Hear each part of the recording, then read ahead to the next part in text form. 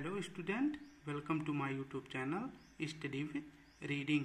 आई hope आप सभी अच्छे होंगे, आपकी तैयारी भी अच्छी चल रही होगी। तो स्टूडेंट, आज हम एक नया टॉपिक शुरू करने जा रहे हैं जिसका क्या नाम है, आप देख रहे हैं हिंदी। ठीक, हम इसको बिल्कुल बेसिक से और इसके बाद एडवांस लेवल तक जाएंगे। इसमें स्टार्टिंग के 1-2 वीडियो लेक्चर आपको ज़्यादातर लिखना पड़ेगा और याद करना पड़ेगा। ठीक, जिससे कि ये एक लाइनर 1 लाइनर क्वेश्चन होते हैं, आप आसानी से इसको याद कर लेना, जिससे यहाँ से कोई भी प्रश्न आपका छूटे ना। बस आपको सिर्फ 1 या 2 वीडियो आपको याद करना पड़ेगा, उसके बाद तो आप थोड़ा बहुत समझ कर भी सॉल्व कर ले जाएंगे। लेकिन इसको आपको जो थ्योरी टाइप के क्वेश्चन है इसको आपको रटना ही पड़ेगा, जिससे कि एग्जाम में आने वाले सारे प्रश्न सॉल्व कर ले जाएं। तो स्टूडेंट, आज का शुरू करते हैं। आप लोगों से रिक्वेस्ट है, अगर वीडियो अच्छी लगे तो लाइक करें, कमेंट करें और दोस्तों के साथ शेयर करें। तो चलिए देख लेते हैं पहला हिंदी। ठीक, हिंदी वर्णमाला। ठीक, पहला देखते हैं कि वर्णमाला किसे कहते हैं या वर्णमाला क्या है। तो यह है भाषा की लिखित सबसे छोटी इकाई क्या है, वर्ण। ठीक, ये डायरेक्ट क्वेश्चन ऐसे पूछा जाएगा कि भाषा की लिखित सबसे छोटी इकाई क्या है, तो आप बता देना वर्ण है। नेक्स्ट पॉइंट देखते हैं, ध्वनि क्या है। उच्चारण की दृष्टि से भाषा की मूल इकाई। ठीक, ये सबसे छोटी इकाई है, ये क्या है, ये भाषा की मूल इकाई है। और किसकी दृष्टि से, उच्चारण की दृष्टि से भाषा की मूल इकाई क्या है, ध्वनि। ठीक, जब हम कोई चीज़ उच्चारण करते हैं, जैसे मान लो लिखे रमेश, सुरेश, जब बोलते हैं तो वही भाषा की सबसे छोटी इकाई क्या है, ध्वनि। वो ध्वनि किसी भी प्रकार की हो सकती है, जैसे चिड़िया चें चें करती है, कुत्ते भौं भौं करते हैं, सब एक ध्वनि होती है। तो उच्चारण की दृष्टि से भाषा की मूल इकाई क्या है, ध्वनि ही है। ठीक, ध्वनि को ग्रीक भाषा में क्या कहते हैं, फोनिम या स्वनिम। क्या कहते हैं, ध्वनि को ग्रीक भाषा में फोनिम या स्वनिम कहते हैं। दोस्तों, आप आराम से देखना और ज़्यादा नहीं, सिर्फ थोड़ा सा एक वीडियो आपको याद करना पड़ेगा और इसके बाद आपको आसानी से सब कुछ मैं धीरे धीरे बिल्कुल ईजी वे में समझा दूंगा। ठीक है, और इसके बाद अगर आप चाहोगे तो आपको ट्रिक के माध्यम से भी वीडियो अपलोड कर दिया करूंगा। ठीक है, जो कि 10 से 5 मिनट की होगी। ये वीडियो कम से कम 20 मिनट की रहेगी। ठीक है स्टूडेंट, ज़्यादा बड़ी नहीं बनाऊंगा। तो देखें अब क्या है, शब्द किसे कहते हैं। शब्द कौन सा होता है, जैसे मान लो ये हिंदी भी एक शब्द है, हिंदी लिखा है शब्द है, आपका नाम जो भी है वो भी एक शब्द है। तो देखते हैं शब्द क्या है, भाषा की सार्थकता की दृष्टि से लघुत्तम इकाई। मतलब सार्थकता का मतलब क्या होता है कि उसका एक अर्थ निकले। ऐसा नहीं है कि कुछ दूसरा इधर उधर का लिखा हो और उसका कुछ मतलब ना निकले, तो वो शब्द नहीं कहलाएगा। ठीक, तो जैसे रमेश हो गया या राम हो गया, इन सब शब्द का एक अर्थ है। आपका जो नाम है उसका भी कोई ना कोई अर्थ होगा। तो क्या हो जाएगा, भाषा की सार्थकता की दृष्टि से लघुत्तम इकाई। ये पूछेगा कि सार्थकता की दृष्टि से सबसे लघुत्तम इकाई क्या है, तो आप शब्द बता देना, क्या है, शब्द। ठीक, अब रूप या पद किसे कहते हैं, इसको भी देख लेते हैं। व्याकरणिक योग्यता प्राप्त इकाई है। व्याकरणिक योग्यता मतलब क्या होता है कि जैसे जब कोई वाक्य में लिख दिया जाता है, सेंटेंस जिसे अंग्रेजी में बोलते हैं, जब वो कोई वाक्य एक सेंटेंस में पिरो दिया जाता है, तब उसमें एक एक जो शब्द होते हैं, ठीक, एक एक जो शब्द होते हैं उसी को पद बोलते हैं। अब यही एक पद अगर इसको बाहर कर देंगे यहाँ पे, तो ये क्या हो जाएगा, ये शब्द बन जाएगा आपका। लेकिन जब यही शब्द यहाँ पे लाके एक धागे की तरह एक माले में पिरो देंगे, तो क्या हो जाएगा, ये पद हो जाएगा, पद या रूप हो जाएगा। तो जैसे आप देखो, राम घर जाता है। अब इसमें राम भी एक शब्द है, ठीक, और घर भी एक शब्द है, जाता भी एक शब्द है। ठीक, तो इन शब्दों को जब एक वाक्य में पिरो दिया जाता है, एक सेंटेंस बना दिया जाता है, तो यही शब्द जो है पद बन जाते हैं। ठीक है स्टूडेंट, तो अगर अब कोई पूछे कि शब्द क्या है, शब्द सार्थकता की दृष्टि से लघुत्तम इकाई है, सिर्फ ये अकेला ही रहता है। जैसे राम हो गया, श्याम हो गया, स्कूल हो गया, बस हो गया, ये सब शब्द हैं।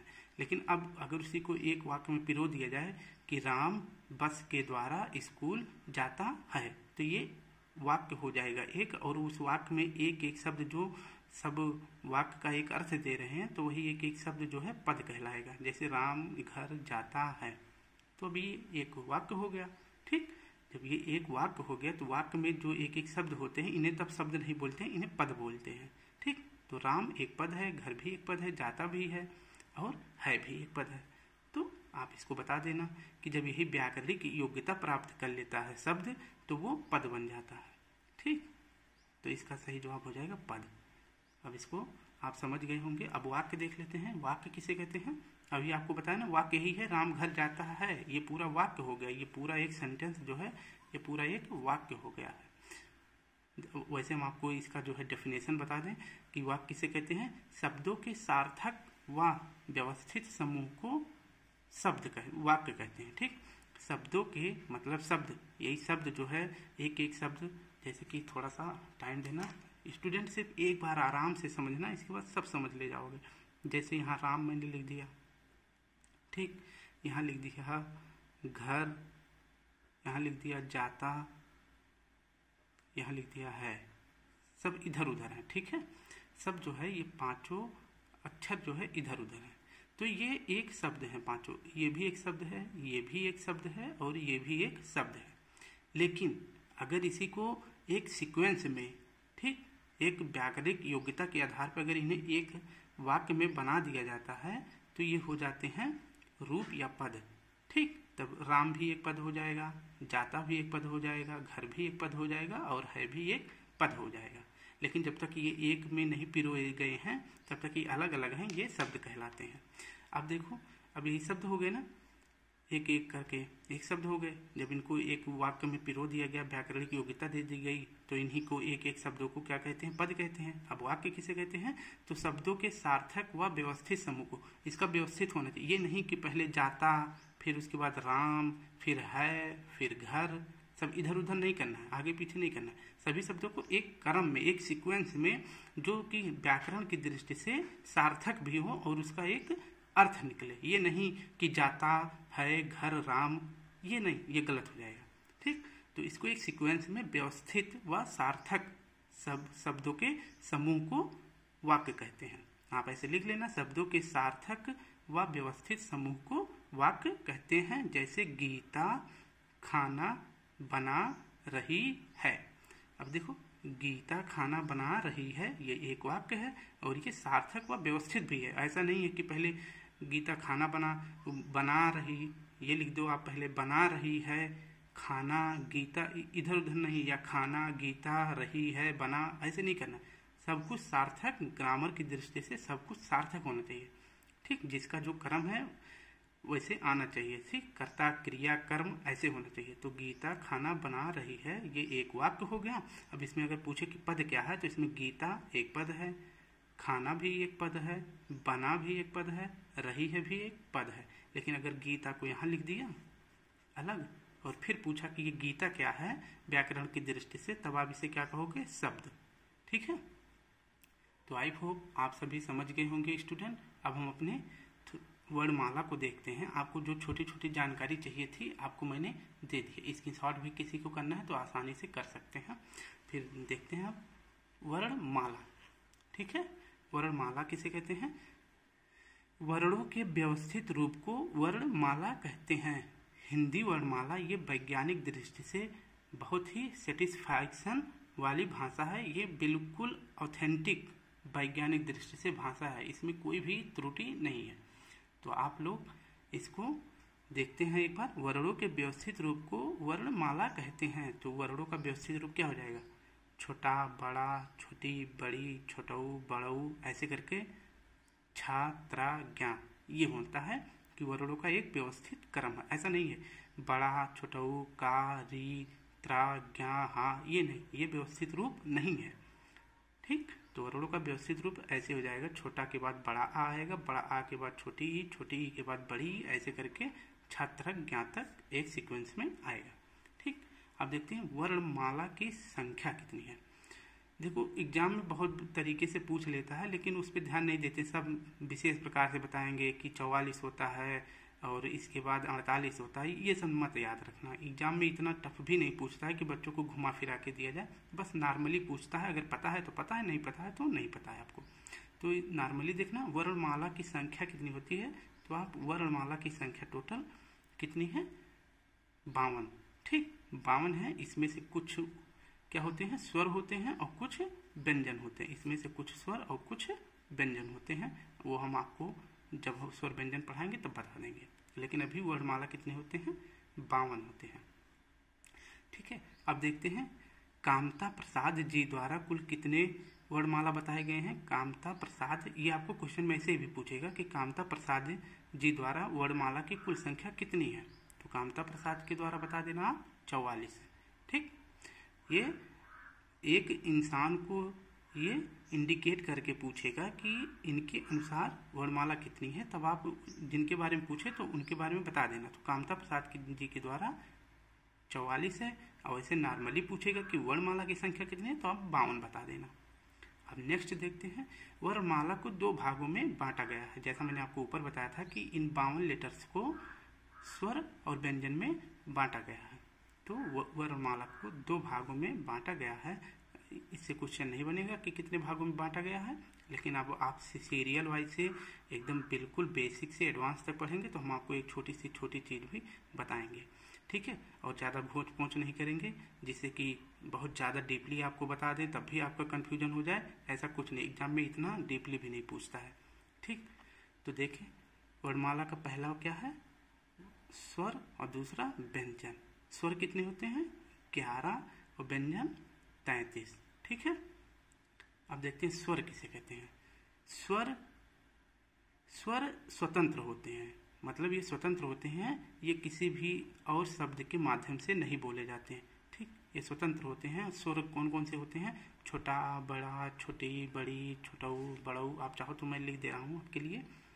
ठीक है, यहीं पे लिख देता हूँ, छोटा, बड़ा, छोटी, बड़ी, छोटाऊ, बड़ाऊ, रिट, ए, आए, ओ, आओ।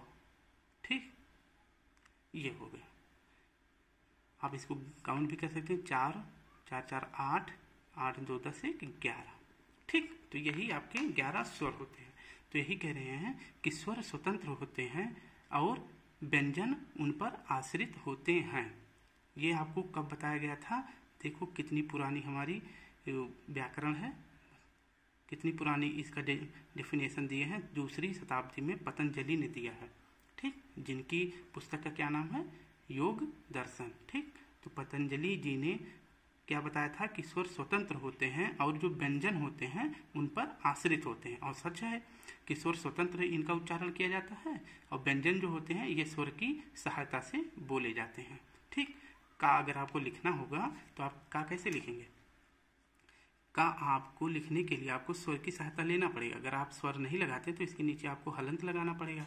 अगर आपको स्वर लगा के और बोलेंगे कैसे, सबसे बड़ी दिक्कत तो यही हो जाएगी कि आप बोल भी नहीं सकते हैं। का को कैसे बोलेंगे बताओ। अगर का लिखने के लिए आप तो ऐसे लिख सकते हैं, लेकिन आपको बोलने के लिए आप नहीं बोल पाएंगे। तो का कैसे उच्चारण हो जाएगा, अगर इसको लिखा जाए तो इसका विस्तार कैसे होता है, तो का के साथ आ लगा होता है। ठीक, तो का के साथ आ लगा होता है। अब आप इसको बोल के बताओ हमें कि ये कैसे बोला जाएगा। ठीक, ये कैसे बोला जाएगा। तो यही कहते हैं कि स्वर स्वतंत्र होते हैं और व्यंजन उन पर आश्रित होते हैं। ये डेफिनेशन किसकी है, पतंजलि की। और ये डेफिनेशन कब दिए थे, 2री शताब्दी में। ठीक है, ये 2री शताब्दी में इसका डेफिनेशन दिए थे। सर्वप्रथम स्वर व व्यंजन की चर्चा, ठीक, सर्वप्रथम स्वर व व्यंजन की चर्चा पतंजलि ने की थी। स्वर और व्यंजन, अगर ये पूछ ले कि स्वर और व्यंजन की चर्चा सर्वप्रथम किसने की थी, तो ये पतंजलि ने की थी। इसको याद रखना, स्वर और व्यंजन की चर्चा सबसे पहले पतंजलि ने की थी। आगे देखते हैं आगे। हिंदी में 11 स्वर होते हैं। अभी मैंने आपको लिख के बताया था, फिर आप देख लेते हैं, मैंने यहाँ पे लिख भी रखा है। छोटा आ, बड़ा आ, छोटी ई, बड़ी, छोटऊ, बड़ऊ, रिट, ए, आए, ओ, आओ। ठीक, तो हिंदी में स्वर कितने होते हैं, 11। कौन कौन से, छोटा, बड़ा, छोटी, बड़ी, छोटऊ, बड़ऊ, रिट, ए, आए, ओ, आओ। ठीक, ये हो जाएंगे।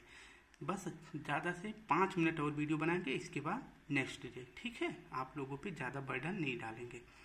तो स्वर 11 होते हैं और अंग और आहा को अयोग वा कहते हैं। अगर पूछे कि अयोगवाह ध्वनियाँ हैं, 4 ऑप्शन दिया जाएगा, उसमें से अंग और आह करके भी रहेगा और स्वर से भी कुछ जो है वर्ण ले लेंगे और व्यंजन से भी कुछ वर्ण ले लेंगे।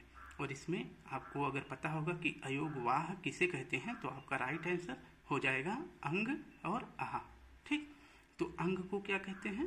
अंग को कहते हैं अनुस्वार और आह को क्या कहते हैं? विसर्ग।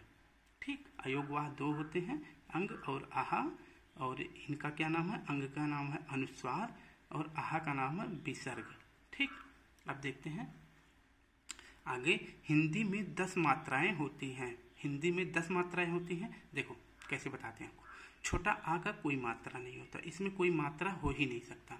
ठीक, इसमें बड़ा आ में एक पाई होता है, छोटी ई में भी छोटी का मात्रा लगता है, बड़ी में बड़ी का, छोटऊ का छोटऊ का, बड़ऊ में बड़ऊ का, री का री भी लगता है, ए का ए मात्रा लगता है, एक ऊपर पाई, और आई में डबल पाई ऊपर लगती है, और ओ में एक पाई ऊपर, और बड़ऊ में औ में 2 पाई ऊपर। तो इसकी मात्रा आप काउंट कर सकते हैं। कौन कौन सी इसकी मात्राएं हैं? देखो, बड़ा आ का मात्रा छोटी, बड़ी, छोटऊ, बड़ऊ, रिट, ए, ऐ, ओ, औ।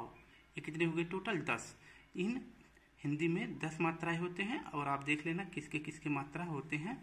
आप लोग इसको आसानी से, स्टूडेंट आराम से पढ़ना और इसके बाद कॉन्फिडेंस होके जितना पढ़ना, थोड़ा सा पढ़ना, इसके बाद उसको क्लियर कर लेना। ठीक, ऐसे करके ज़्यादा से ज़्यादा 2 महीने में इतना ज़्यादा वो हो जाएगा आपका ना, मतलब हिंदी क्लियर हो जाएगा कि आपको दोबारा पढ़ना नहीं पड़ेगा। आराम आराम से पढ़ना, ज़रूरी नहीं है कि एक दिन में जो है स्वर व्यंजन सब समाप्त कर ले जाओ, इसके बाद पता लगे कि एग्जाम में आए तो कन्फ्यूजन रहे कि स्वर व्यंजन या कंठ तालव्य क्या है, तो उसमें आप कन्फ्यूज हो जाओ। ऐसा नहीं करना है, आराम आराम से पढ़ेंगे और बाकी बिल्कुल क्लियर पढ़ेंगे। ठीक है, एग्जाम जब आएगा तब देख लेंगे आप। ठीक है, आ की कोई मात्रा नहीं होती, जैसे मैंने ऊपर बताया था ना कि आ की कोई मात्रा नहीं होती है। 12 खड़ी होती है। अब खड़ी देख लेते हैं क्या होता है। खड़ी की किसको बोलते हैं?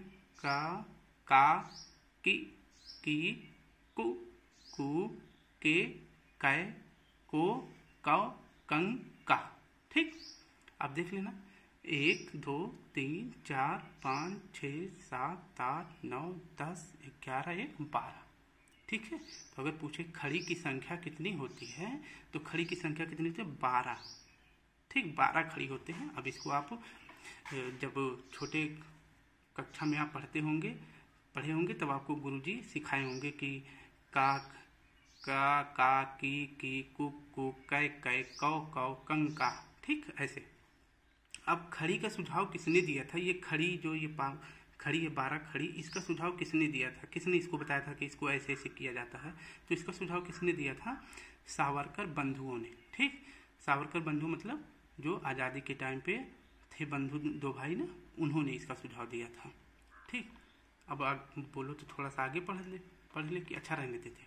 ठीक, अब लिखा मैंने पूरा लिखा है, देखिए बहुत ज़्यादा लिख के रखा है आप लोगों को समझाने के लिए, लेकिन वीडियो ज़्यादा बड़ी बन जाएगी तो कन्फ्यूजन हो जाएगा। तो दोस्तों आप लोग इसको आसानी से समझ सकते हैं। तो स्टूडेंट अगर वीडियो अच्छी लगे तो लाइक करें और दोस्तों के साथ शेयर करें। प्लीज़ थोड़ा सा सपोर्ट बनाए रखें। फिर नेक्स्ट वीडियो में मिलते हैं, तब तक के लिए खुश रहें, मुस्कुराते रहें और तैयारी अपनी अच्छी से करते रहें। जय हिंद, जय भारत।